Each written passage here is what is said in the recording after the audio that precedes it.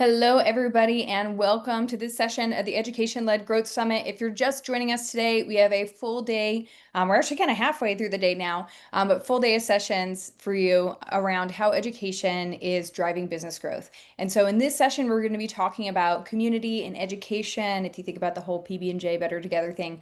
But we're going to have my friend Sunny over here from Bevy. I'm going to introduce him in a moment. But we're going to be talking about community and education, or Sunny's going to be talking about that. Before we get started, just a brief intro. My name's Shannon. I'm the Director of Customer and Content Marketing here at Intellum. I have the opportunity each month to host events like this just to gather people in our community to learn and grow together. Just some housekeeping as we get started. I always get asked, is this webinar being recorded? The answer is yes. I would not do you dirty like that. All right, so you're going to get a copy of the recording emailed to you. So if you want to go back and reference it, you have to jump off halfway. You want to share it with a friend, you will get a recording of the session. The chat is open. I see you're already in there. I'm going to join you in there in a moment. But the chat is where excitement, engagement, let's be communicating throughout the event. But if you have questions, there's a Q&A box at the bottom of your screen. So Sunny's going to be taking questions as we go. We'll also have some time for Q&A at the end, but just make sure that you use that Q&A box. That helps us to streamline all the questions so that we don't lose them. Also, the bottom of your screen is closed captions. So if that's helpful to you, go ahead, turn those on. And then also at the end of this webinar, at the end of every webinar, we send out a short survey. It should pop up from Zoom. Just take a moment to fill that out. One, you can tell Sunny how he did, and then I can pass along that info. It's always nice to know that what you were saying landed, made an impact on someone, but also it's an opportunity for you to tell us a little bit more about what you want to learn about and what would be helpful to you where you are in your journey. So we'll have that survey at the end. And this is Sunny. So Sunny, I'm gonna welcome, take it away. Feel free to introduce yourself. I'm also gonna stop sharing, let you take over while you introduce yourself. Absolutely. Welcome, everybody. Thank you so much for joining us today. I'm super excited to chat with you all. And then quick, Shannon, we go to 1 o'clock today or 1 Central.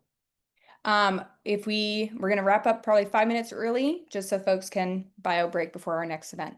Perfect. Awesome. All right. If anybody puts in the chat, will this be recorded? Make sure everybody replies shame, shame, shame, because Shannon made it very clear this will be recorded. So no worries on that side of things. Also, what I'd love to hear from you all, just kind of get to know you all better here in the chat, is what is the favorite TV series right now? I want to know, what is your favorite TV series right now? Because I just finished Billions, finally got caught up, and I need some new shows to watch. So, but today we are going to be looking at community and education together. So I want you to take a second and imagine you watched a couple of trainings at your company's academy, but you're still stuck and you have questions. Then naturally you go, where do I go next? Do I go to Google and ask a specific question and get Gemini to answer for me? Do I get ChatGPT loaded up and start asking questions? Do I go to some peers that maybe be in the industry to do it? Like, where do I go to get the answers from it? And the answer really for any brand that's running education and community is to bring them home. Bring them home to the community. One company that is doing this really, really well is HubSpot. So HubSpot obviously has a wide range of products. They have a huge academy that I'm a big fan of. I've taken a lot of their courses, become certified in them. But the biggest, area here is that they not only have the academy, but they have then the user groups where you can go in and learn based on people in your industry, based on people where you live geographically, based on company size. So that you can understand, like, okay, how is Shannon thinking about what they're doing with HubSpot versus how am I thinking about what I'm doing it, and can I learn from them? And then when they're like, oh, have you taken the reporting and AI class?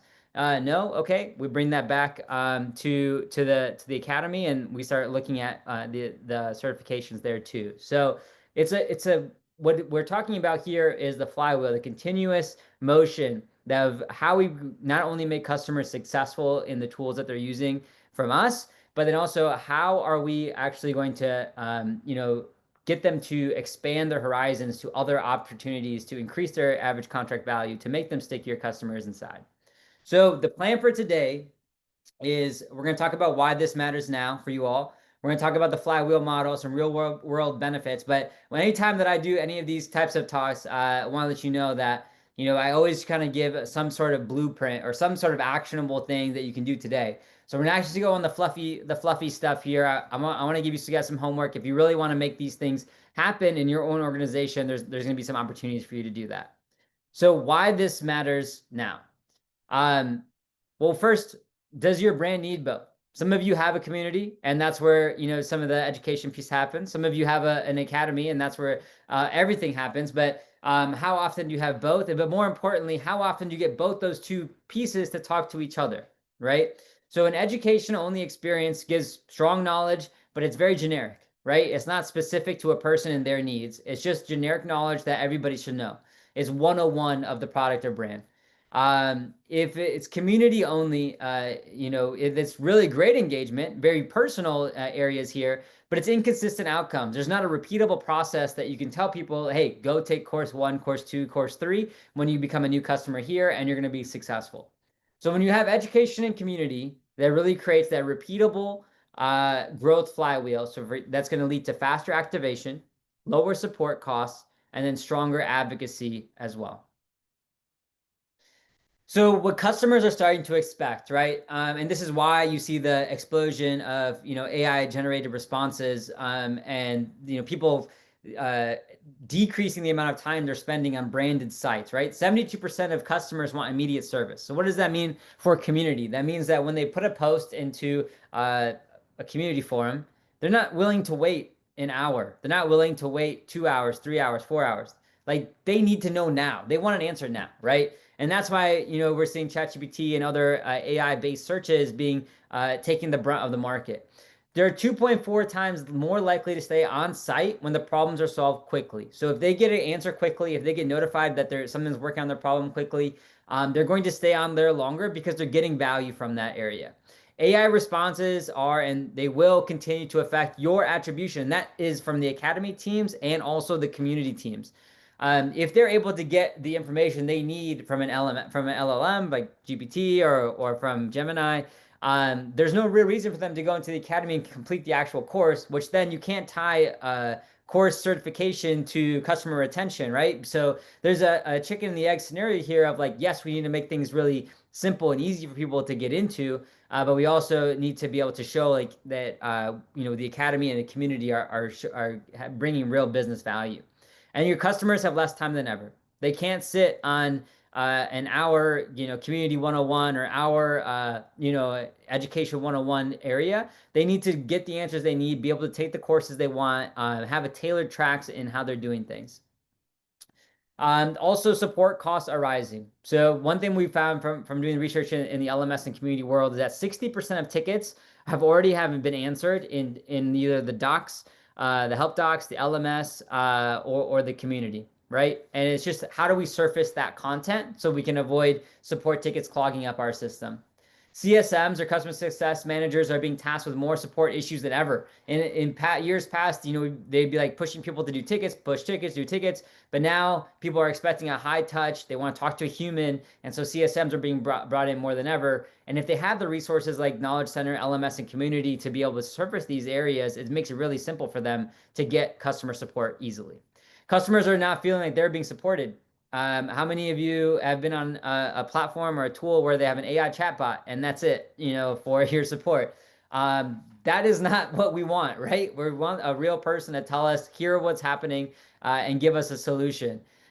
So that is why we're seeing people not feeling they're supported. And then businesses are trying to take the human touch out of support costs, out of support to cut costs. And that's going across everywhere, right? It's much cheaper to have an always on ChatGPT or AI based, robot versus having, a person that has, PTO and sick leave and business hours and on all these other things, right? So these are very real frustrations. And I appreciate all the comments in the chat, Michelle and Pam as well.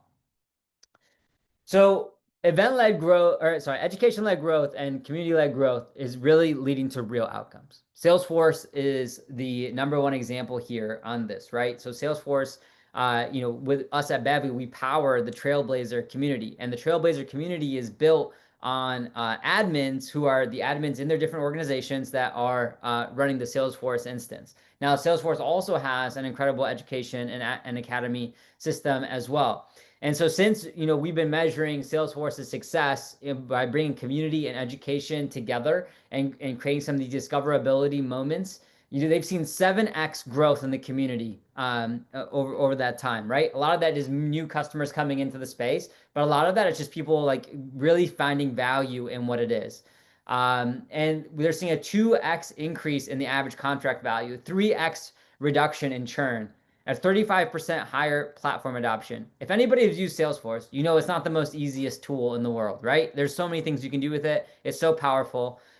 So having not only the academy and like the learnings, but then having a group of people where you can literally talk about like how you're thinking about things, or talking about how this person is leveraging CPQ and this person is leveraging leads, and that flow is so vital and important, and it makes people want to stay with the brand longer.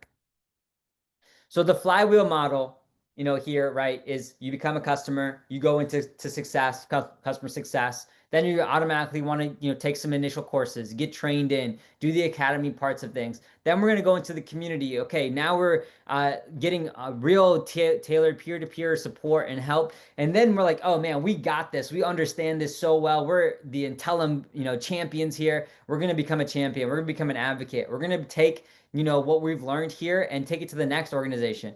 Look, in today's day and age, none of us are going to be in the same organization for our entire lives, right? So the fact that you create these champions and these advocates, when they go to the next place, guess what? They're going to want to bring that same tech stack with them to do the same repeatable process, right? So it's a huge value to businesses to really focus on investing in education and community as part of the success flywheel to get people from new customer to champions.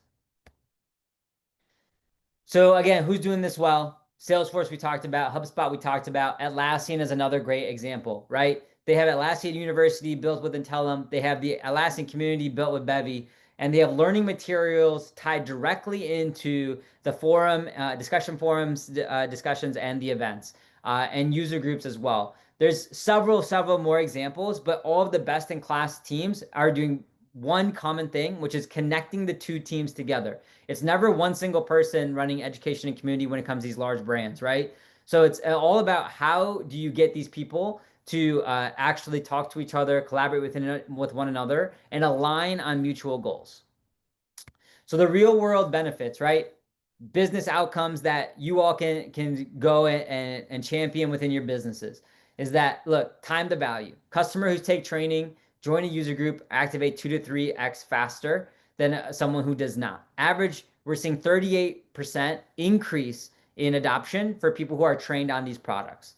Retention, we're seeing customers with both learning and community touch points renew at higher rates, a 35% increase in LTV, lifetime total value per trainee.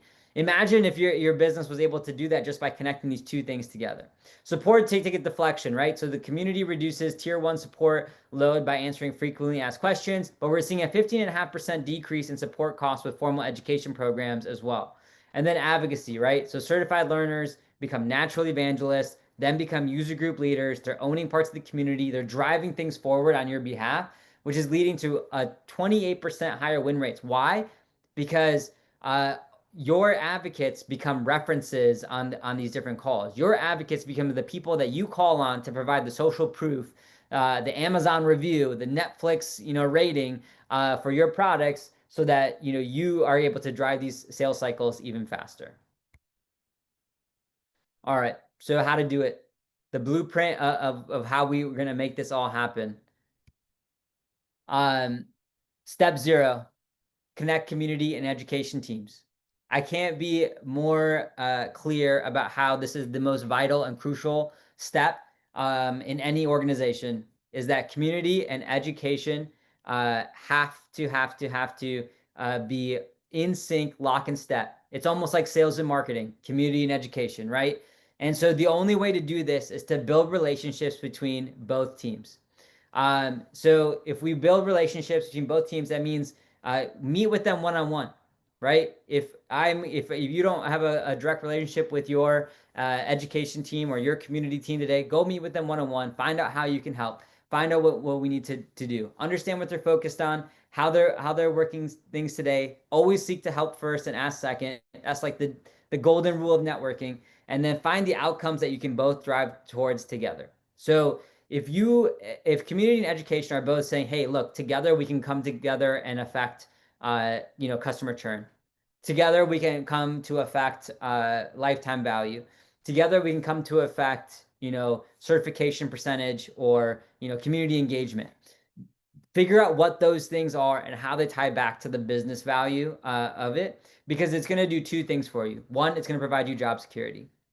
When you start thinking about how your activities are cross-departmentally going to affect business outcomes, you are building in your own job security. Two, what it's going to do is going to give you guys a mutual target to be shooting for with all of the efforts, right? Because when you're bringing these two departments together, when they have historically not been together or operated together, it's not going to be as easy as saying like, oh, all of a sudden our platforms are integrated, all of a sudden everything is moving smoothly, right? And you're going to pick one small thing to get started. So the connecting your LMS and your community hub is the next step, right? So cross-link. What happens when somebody finishes a course? There should be a link now to get into the community, right? How do they continue the conversation? How do they post about what they did? Maybe it's posting on LinkedIn that you completed your certificate, inbound marketing on the HubSpot. But then what's the next thing after that? Get into the community. Get connected with someone. Cross-linking, displaying course progress and available courses in the community. So now you've already been in the community, and where are you seeing like how far you are in the next course? Where you get understanding where other courses are? Based on your searches, how is the community surfacing you academy opportunities, right? So you can see here on the right is an example where Bevy is, partnering with Intellum, and we're able to bring in the Intellum Academy courses into Bevy group pages, right? And it's a really simple area. When you have a powerful and openly robust tools like Bevy or Intellum or something similar, it's really easy to connect these things together with a couple of hours of work. Next, we want to connect LMS resources into community search. Community search, for the most part, either your tool is doing it using AI, like Bevy has its own AI search, or your forum is having it done through like Coveo or a Search Unify, which is using kind of like AI-based searches where you can connect external sources into it. So definitely make sure that your LMS is connected to the search results so that when keyword tags and phrases are recognized by the AI, it's surfacing Academy courses to help answer these areas, right?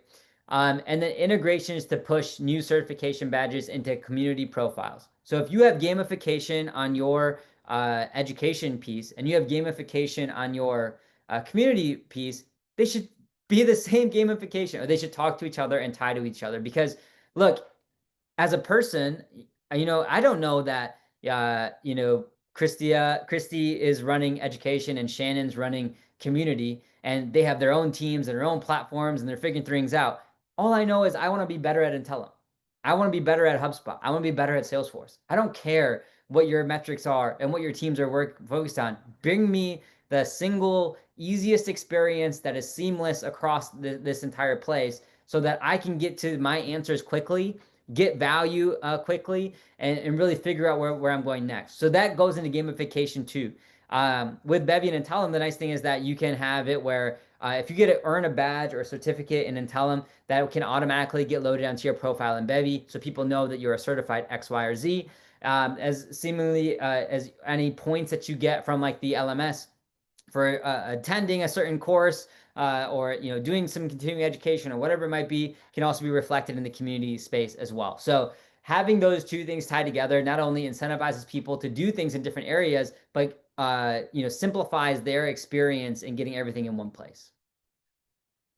All right, step 2, build peer learning in. So what does that mean? You take the Academy course. Now we need to create groups around topics, industries, geographies, maybe it's company size, whatever is relevant to you. Maybe it's job role, right? whatever is relevant to you and your business, your industry. And why? Why is this important? Because what's going to happen is that once they've completed their Academy 101 course and they have the basics of understanding, they want to talk to people that look like them, sound like them, talk like them, right? And that's what groups allows you to do. It allows you to create it in a very intentional way. And you can identify then once you have these people inside of the group, they're getting taking action, they're becoming successful in the tool. All of a sudden they go poof, they're going into the advocacy side of the flywheel. Now we are identifying certified experts to be volunteer leaders of these groups. So when I shared earlier, right, that Salesforce went from 7x their growth, right? They had 140 groups that they have now gone to 2,300 groups around the world. And the only way that this has been possible is through volunteer-led, user-led, community-led experiences. And so you can see here for Slack, there's a screenshot of Slack here, that the chapter leaders, they don't work for Slack, right? They work for different companies that are using Slack, and they're the Slack admins. And there's nothing more powerful in the world for your brand than people that are pushing it that don't work for you, right? So the third-party validation, the social proof, whatever you want to call it, is so, so valuable. So then what happens? We've identified these volunteers, leaders to be the group. Then we're studying the meeting frequency and the cadence. Community and education is all about rhythm. How do we get them to continue to take several actions over a repeated sort of time, right? And so making sure that you have the right terms and conditions and the community strategy is so, so important. And we have a lot of those building blocks in there. If anybody is interested in like how to build community-led communities, what the KPIs, benchmarks, those kind of things are, happy to share those as well. And then we're going to give exclusive access to product team, right? Oh no, now we're bringing in other departments into this experience too. So the product can actually get feedback, do beta programs with your top advocates, run product AMAs and webinars to get instant feedback from your people who care about it the most, right? This is invaluable for the business. And it's a side note to some of the big business metrics that we've talked about, but building the better product alleviates a lot of those support issues too, right? I think we all know that. And product loves to hear it from customers versus us, pounding down the door saying this is what is the biggest issues of the day. And then we're going to take frequently asked questions into content and lessons that we can build into the LMS. So a key part of community is extracting those data and insight points, that you're discovering, right? What are they asking for in the search? What are they posting about most often? What is the key trends that people are getting at? What do the responses look like in the community? Or do we have a response in the community? No? Okay, now it's time to build content. And now it's time to put that into the LMS and add it to our academy. This is the internal flywheel and life cycle of how community and education drive business forward. And finally, you create office hours tied to LMS courses and certifications. So think about it like school, if you have any kids in school or in college, when you have online classes, you have discussion boards that you post in, you join a once a week meeting, for your class. But then the professor has open office hours, right? And why is that? Because sometimes after you review the material, you're like, oh, I do have questions. And it doesn't happen right away. So then you go into the office hours, you get real help, and you become invested in the class. Things go well, and you go to the next part, right? So think about that in terms of the business sense. Having office hours where people can actually talk to people doing this is so important, because you're going to actually be able to hear real feedback of what people are struggling with, tailor things to what you need them to do, but give them another engagement point, right? How do you keep your brand in front of everybody? Give them more opportunities to interact. Community, LMS, academy, everything that goes into it. All right, step 3, spotlighting champions. Gamification. Gamification could be a hot take because some people feel really good about it. Some people feel like it gets really icky. Some people feel like I get 10,000 points and I don't know what to do with it. So there's a wide spectrum of why gamification should or should not be used, right? But gamification, we know, does incentivize the right behaviors, right? So having someone become even, if you're in a powerful brand, it's a no-brainer to have gamification. So if you're in a powerful brand like Google, right? And on your LinkedIn profile, it says you're Google certified X, you're Google certified Y. that is a huge value add to your resume, right? So there's a lot of incentives to do that. But for gamification, what we found is that we want to create unified leaderboards for community education. I made this point earlier, but I'm going to reinforce it here, is that whatever they're doing with your brand, it should all come into one place. They shouldn't have a separate score in your LMS and a separate score in your community and a separate score in their product usage. All of these things need to connect because everything they do with the brand should be rewarded and should be pushing them on to the next level. It should unlock, the tickets to your big customer event. It should unlock the, a private dinner for advocates that is coming up next month. It should unlock whatever you want to unlock, but it needs to be all talking to each other. Reward your champions. So that's the other thing, right? A common, a common miss on gamification is that you just allow people to get points forever and ever and ever, but you don't actually do anything with those points. So they should be able to, you should be rewarding your champions with the easy ones, right? Like custom badges, the free stuff. If their swag is really cool, then yeah, you should definitely send them swag. Speaking opportunities. I think somebody mentioned this, maybe it's Pam, right? That, personal brand is really important. So speaking opportunities and content co-creation, how do you give, Shannon the spotlight in Intellum to like do more events like this, right? Like get her a speaking opportunity in whatever product. Zoom should be getting her a speaking opportunity for running everything on Zoom here today, right? So like, how do you reward people in ways that is going to be intrinsically valuable to them? Is super important. And the way that you do that is getting feedback from your champions, doing some surveys, but really just getting a community act. The way that we talk about it is, champions advisory board or community advisory board, a cab, whatever it is. Lots of opportunities to do that. And then you say like, hey, what's most important to you guys? Get the feedback and start pushing that out. Allow these champions to lead groups in the community. We talked about that. And then publishing customer success, customer stories, and use cases that can be repurposed in the LMS. LMS or academy trainings that don't have customer stories is like, you should not do it. Do not do it. You need to have customer stories and customer proof because people need to know exactly how other people are doing it in their system. And then when they want to continue the conversation, they can go to the community after those examples, right? The other reason why we want to publish customer stories and use cases that can be repurposed in the LMS is that because this is going to naturally unlock some of your advocacy efforts. So when you need a customer reference call, boom, you have that content ready. When you need, when sales needs to get referrals done, you have the people that you're going to reach out to, for that. So, and then from the person that the story is being told about, they get to post that on LinkedIn, or you get to post it on LinkedIn and tag them, and they get the notoriety or the publicity for it and help them along in their career journey as well. All right, step 4. You still with me? Let me get some fire emojis in the chat if you're still with me. I know I'm going through a lot. But step 4 is measure and report. So the biggest thing here is like you can run all the most beautiful programs in the world. You can scale the unscalable, but unless you are actually measuring and reporting it and showing the real value back to the business, which is the most important part, it's all for nothing, right? They need to know what you're doing on a basis, and you need to establish the reporting cadence there. So when we measure and report and we think about education KPIs, there's very simple, right? Percent completion, time to value, certification attainment.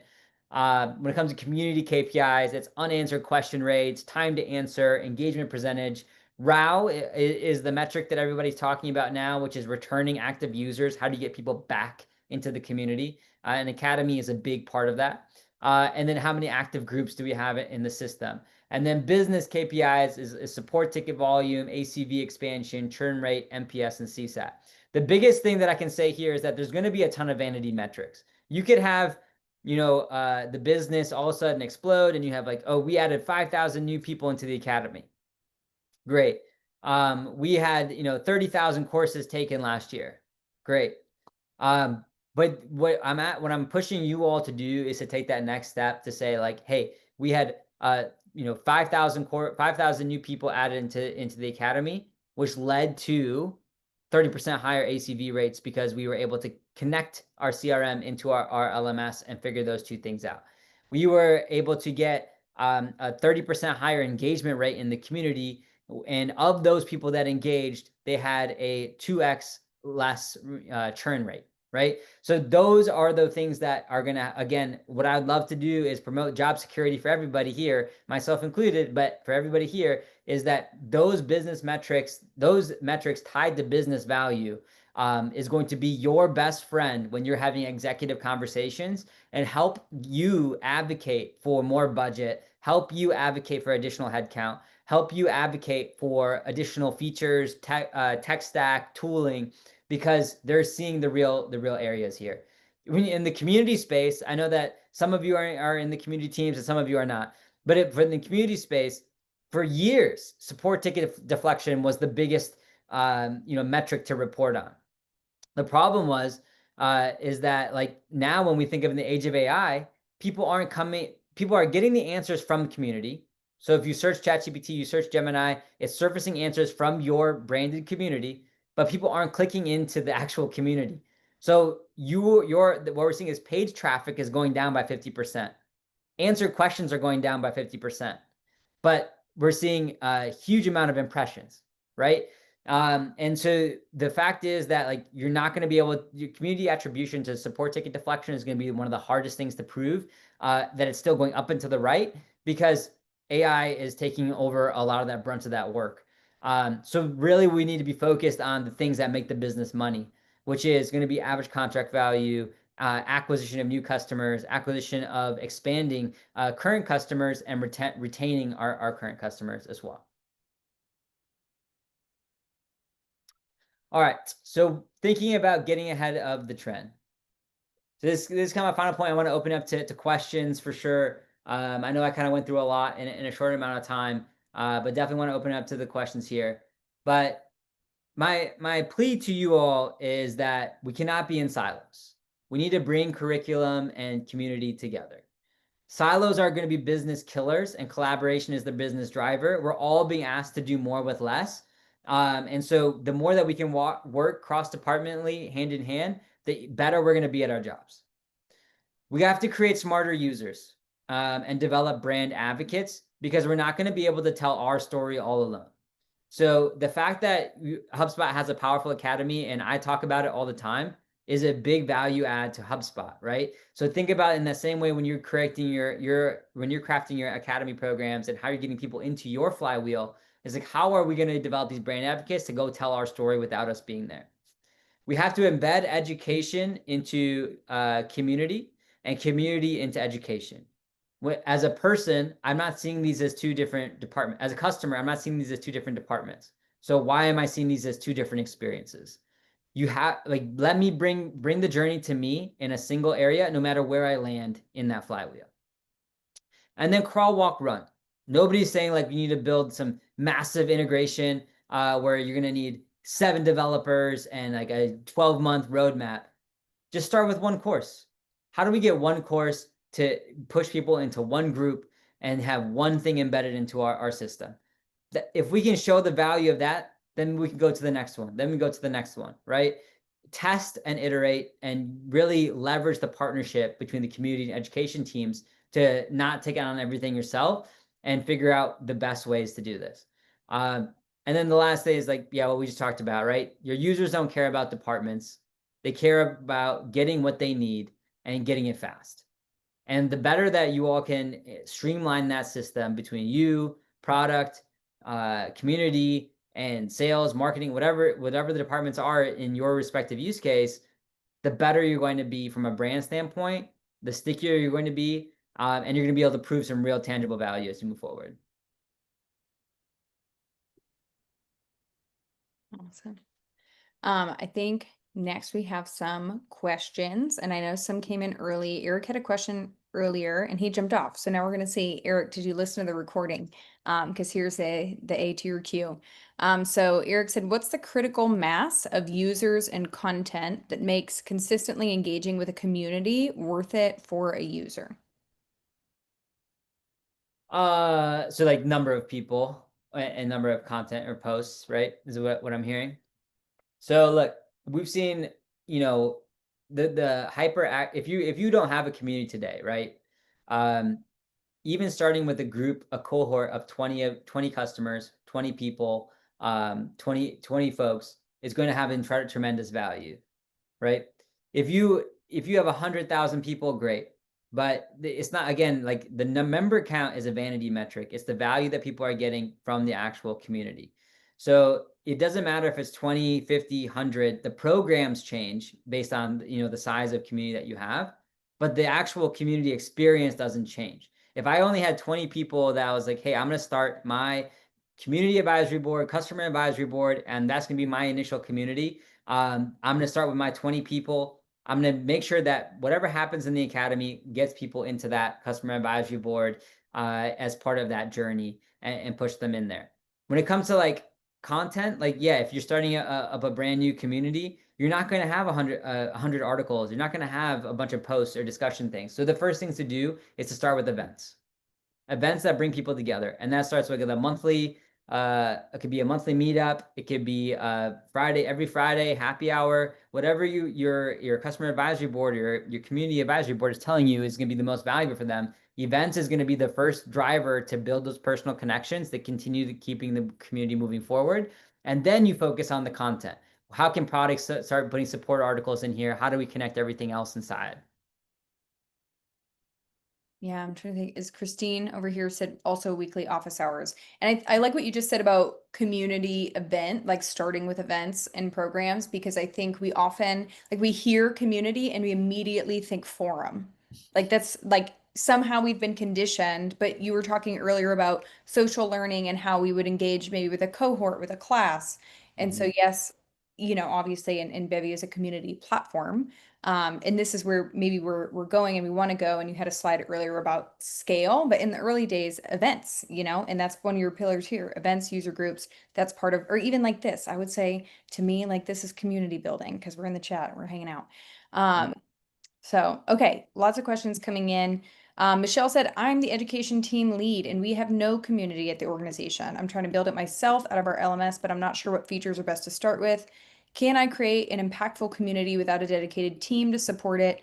I'm worried about launching forums or discussion groups if I don't have the support or moderators. Yeah, that's fair. I think, like, look, forums is a beast in itself, right? There's nothing worse in the world than a dead discussion forum. You've spent all your time on it. It looks beautiful. It's nice. It's terrible when you don't have any engagement going in there. So it's a great question. I think, like, look, if you are the community lead and you're being tasked to also, or sorry, you're education lead and being tasked to also look at the community areas. Again, the first place that I would start is the event side. So the event side is going to be like, okay, I want to just do this weekly whatever happy hour, and then if it's an external experience, find an easy way for people to connect that's really lightweight. So if initially, in that event experience you have 20, 30 people, you don't need to build um, a forum. You just don't, right? You can create different channels, whether it be a Slack channel, whether it be something else that's really lightweight and easy for people to use and engage, that doesn't, require them to do something else. As soon as you start to get into scale, and as soon as you have, okay, we have 1,000 people, like what are we going to do with them? We can't put them all in Slack. They don't want to use Slack or whatever it is. That's when you start looking at like, okay, what are my other options there? But events are going to be like the first touch point that you're going to be able to be like, look, we're just going to throw up this Zoom link and I want you to come and I'm going to invite you and I want you to be part of this new journey. And you're going to see these people naturally start to show up in that way. Awesome. I think that kind of um, speaks to Christy's question, but maybe we'll ask it because I think I also want to encourage people in the chat. Some of y'all are doing education and community, or you've worked on community before. And so, share your knowledge too.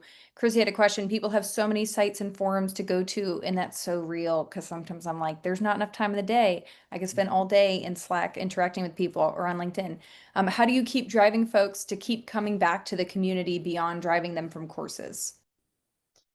Yeah, 100%. So there's two thoughts around this, right? And I completely empathize with all of that. I have 8 Slack communities that I'm part of, and I only check one, right? And the reason why I only check one is because of the 2 reasons, I guess, is personal connections that I've made in the community.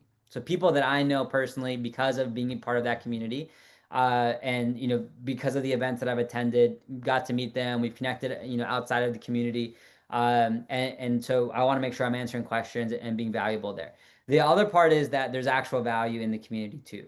And by value, I mean is that like this community that I'm part of has a lot of resources that I can search easily, get answers to questions quick. And when I can't find it in that resource section, I can post it into the channel and get my answers there, right? And so the idea is that what kind of activities are you doing to get people to come back into the community? And one of those, it has to be an AI search. If your community doesn't have an AI search, closed system AI search that has connected to your help center, your knowledge docs, your YouTube channel, your discussions, your events, that can instantly surface up all of your answers, you're going to be really hard pressed to get people to just go in there and post questions all day because it's not 2003 anymore, right? People are not used to that experience. They're used to instant gratification. So what we've seen is because of our AI search, Calibra, for example, is a customer of ours, and their bounce rate went from 60% to 30%, and their time on site tripled. And the reason is because they were able to tie that back to search queries that were happening on our AI search that was connected directly to all of their tech docs and help centers. So having that valuable resource there, having the personal connections there, driving the events is going to be the biggest things. I would say one thing that's going to be that is in the horizon for us, and it should be with any kind of platform that you're looking at, is engagement, our engagement agent, which is looking at, okay, if Shannon posts a question about how to make the best, pumpkin bread, and there's 100 people here who really know pumpkin bread really well, and we identify them as subject matter experts, it will tag them in the post and it will send them an email and say, hey, if you answer this question in the next 30 minutes, we're going to reward you 30 points, right? So you're gamifying that experience and helping get some of your SMEs or your subject matter experts back into the community to help answer questions as quickly as possible. That's awesome. Michelle said we appreciate your nod to seasonal flavors. And I'm going to vote for Better Homes and Gardens. I have not found a better pumpkin Oh, yeah. bread recipe yet. And believe me, I have tried. Um, okay. Mallory had a question. Any tips on getting our companies aligned with the needs of this type of strategy? So even if we're not earlier, and maybe we can go backward in the slide, you had step Yeah. 0. They said maybe we're not even at step 0. Yeah, I mean, look, Mallory, first of all, I hope Shannon's able to throw my email is sunny@bevy.com, sunny@bevy.com. So always happy to take any questions offline and talk through strategy. I love talking about this all day. But the thing is, like, if your teams aren't necessarily ready, for this, or how do you get your business bought in to starting this experiment, to starting these projects together? Look, there's several ways to think about it, but the first one is like knowing what your executive team cares about, whether that's, if you're a big company, it's published in a 10K, or, it's communicated to you in an all hands of like, hey, we really got to fix the leaky ship here. Churn is out of control. It's like, okay, how can I partner with community to help fix that hole? If it's, hey, revenue's been going down quarter over quarter, and it's like, okay, how can I work with community and advocacy to plug that hole? So it's thinking about like what is the biggest initiative in the company today, and then coming to the table with an idea of like, hey, I think we should work more closely together and just brainstorm about how our departments can affect changes in these key metrics, right? When you do that, it's almost instantly a no-brainer for the business to say like, yes, please go try this out, go test this out and see if it's going to work. The other thing that I would suggest is that talking to peers. So if any of you are in the education or community, space, or maybe you report into community and education, I would say cmxhub.com is a free resource. It's a community, the largest community for community leaders. And it's just a free resource that our people are just willing to help all the time. So if you have questions, you want to meet on a weekly basis, or in your local chapter, people will help you, and they will bring you the real examples that you need to actually sell these things internally. Awesome. And I popped those links in the chat as well. All right. Bethany said, how would you recommend integrating and put integration like this, your LMS and community if the two platforms literally don't integrate? Is it as simple as cross promotion?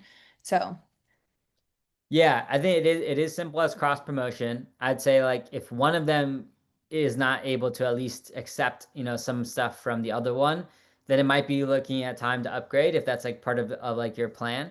But if it's not part of your plan, you just have to make do with what it is. Then definitely look at, yeah, cross promotion links, into each of the navigations to the community side of things. Figuring out if there is some sort of Zapier connection or Workato connection that you can create, to have the two systems talk to each other, and then even just things like inviting the education team to the community space to do like an AMA of like, hey, like tell me what you want to learn about, or bringing the community team to the education space, and figuring out what sort of cool like celebration events or graduation events they can do to get you into the community after your academy stuff is done too. I love that. I think I did this at one point. I worked for an online school that had community elements. And so we were looking at like within the curriculum itself and in like our live streams and webinars and events, how are we just constantly pointing them there so we can continue the conversation and just keep going. And so we were constantly like looking at those links back and forth of like, hey, go here and then go back here. And sometimes we just got to tell people where to go. Hmm. Christine said in the chat, you should be able to link through your learning options from all of them. Learning portal, knowledge base, tech docs, community. Sometimes you have to rig it to work properly, but it can be done. I think I've referred to this as like a universal navigation, where maybe they're not all in the same platform, but I think what Christine is talking about is you can make those visible and available so that Sunny, you were saying earlier, I shouldn't have to figure out like, does this live in community? Does this live here? Does it live there? Like, what link am I supposed to, like, that's not how I'm thinking. I'm just trying to find an answer to my question. And so you have maybe those places, or maybe you have a federated search. You mentioned, what is it, Coveo, Search Unify, a few places like that that can kind of look across these different sites, help people find what they're looking for. All right. Um, I think I don't see any other. Yes, Christine said SSO and federated search are big helps. All right. Um, if you want to forward maybe all the way to the end, we have a slide. I don't see any other questions coming in. So thank you everybody for joining. I popped Sunny's email in the chat. Mark also had a great link here to the communityroundtable.com. So check that out.